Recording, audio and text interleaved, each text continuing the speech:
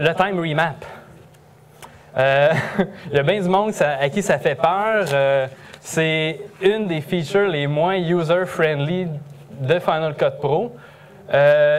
C'est pas user-friendly jusqu'à temps que tu comprennes que le time remap dans Final Cut, c'est pas un time remap, c'est un frame remap. Donc, pour que ce soit plus facile à voir pour nous, ce que j'ai fait, c'est que j'ai fait un clip avec un timecode dessus. Comme ça va être facile de voir à l'œil les frames sur lesquels on travaille. Donc,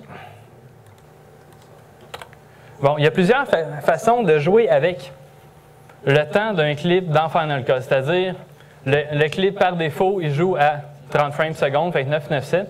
Il y a plusieurs manières de dire, bien, je joue plus vite, mon clip de 10 secondes, je joue-les en 20 secondes, je joue-les en 10 secondes. La manière la plus simple, c'est on right-click dessus et on va dans Speed. On peut faire la même chose en allant dans les menus en haut.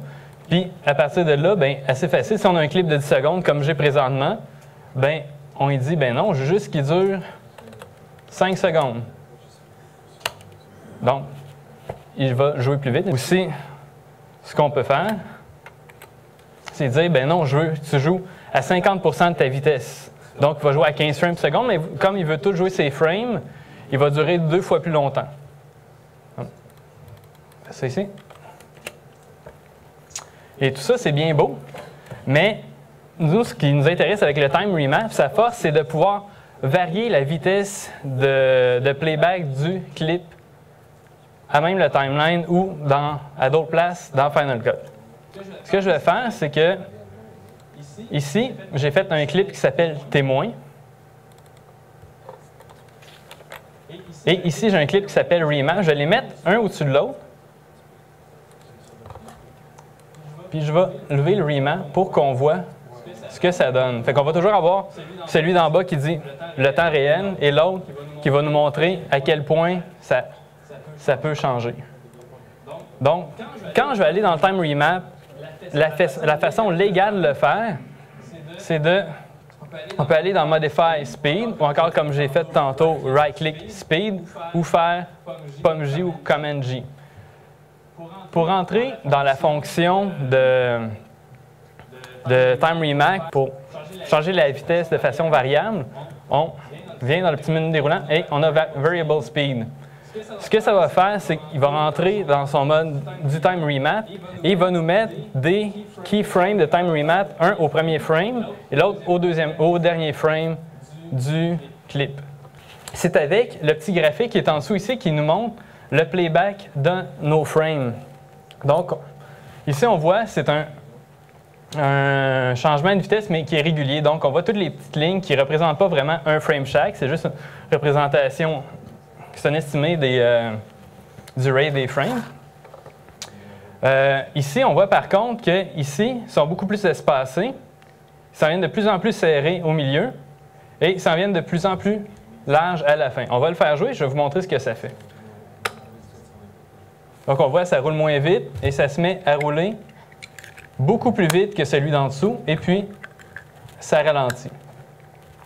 Pourquoi ça a fait ça? On va amener ce clip-là dans notre viewer pour aller voir ses propriétés. Et si on va dans Motion, on a les paramètres du time remap ici. Et on voit qu'il a mis, comme j'ai dit tantôt, il a mis des clips, il a mis des keyframes au début et à la fin de mon clip. Et il a aussi ajouté des handles. Pour l'instant, je vais juste les enlever, on va les ramener tantôt. Donc, dans le fond, ce que ça représente ici, un graphique en 2 dimensions. On a l'axe ici qui représente les frames. Donc, j'ai un clip de 10 secondes, donc qui représente 300 frames. 10 secondes fois 30 frames. Et ici, c'est mon temps. Donc, ici, on voit que, comme j'ai ôté mes handles, le clip va jouer d'une vitesse constante à travers les 10 secondes. Là où je vous disais que ce n'est pas un time remap, mais c'est plus un frame remap, c'est que si je vais, disons, j'ai 10 secondes, j'avance à 1 seconde.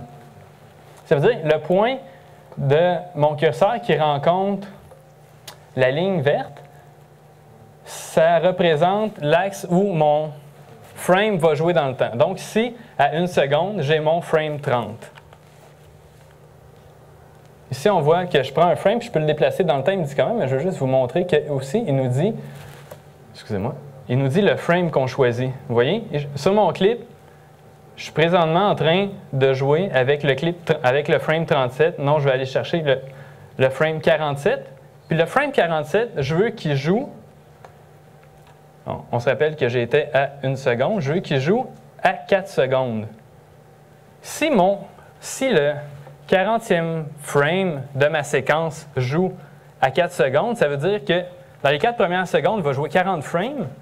Et dans les 6 autres secondes, il va jouer mes 260 autres frames. Donc, il va jouer beaucoup plus rapidement. Je vais juste vous montrer ce que ça donne. Donc, on voit, il joue normalement. Et puis là, il va se mettre à accélérer de façon dramatique. À partir de là, c'est comme ça qu'on réussit à contrôler la vitesse de nos clips. En même temps, on voit que dans mon timeline, il m'a mis le keyframe et il montre le rate des frames qui jouent. OK. Là, on a vu que j'ai fait un keyframe. Il y a plusieurs manières de mettre un keyframe. La meilleure manière, c'est de prendre sa plume qui se retrouve dans les outils qui sont dans notre toolbar ici. Tantôt, je vous ai montré qu'il y avait aussi des handles parce que là, ici, on a un changement assez dramatique de vitesse. Ce qu'on voudrait, c'est que ça change de manière plus smooth. Ce qu'on peut faire, c'est on fait un right-click dessus et on clique Smooth. Ça va y rajouter des handles. On peut retourner à notre flèche pour sélectionner et je peux jouer avec ces handles-là pour avoir une transition dans ma vitesse qui est beaucoup plus fluide, peut-être qu'on n'apercevra même pas. Alors, c'est ça qu'on peut faire aussi. OK, bien, je n'ai pas passé les settings de l'onglet Motion non plus. Par défaut, sur chaque clip, on a l'onglet Time Remap qui est seté à Constant Speed à 100%. Donc, tous les clips qu'on met dans le timeline vont jouer à 100%, donc à 29,97, 30 frames secondes. On peut le changer directement ici à Variable Speed. Et encore là, il met nos handles. Dès qu'on touche à Variable Speed, on a des trucs qui fonctionnent, des trucs qui ne fonctionnent plus. Donc, le speed où on pouvait mettre 50% ou 200% tantôt, on ne peut plus travailler avec. Ce qu'on peut changer, par contre, c'est la durée quand même de notre clip qui va le faire jouer plus rapidement. Ici, on a notre source. Ah oui, c'est vrai, la source, on ne peut pas la modifier parce que ça reste la base de notre clip en Variable Speed. On a la boîte Reverse, faire jouer le clip à l'envers. On a le Frame Blending.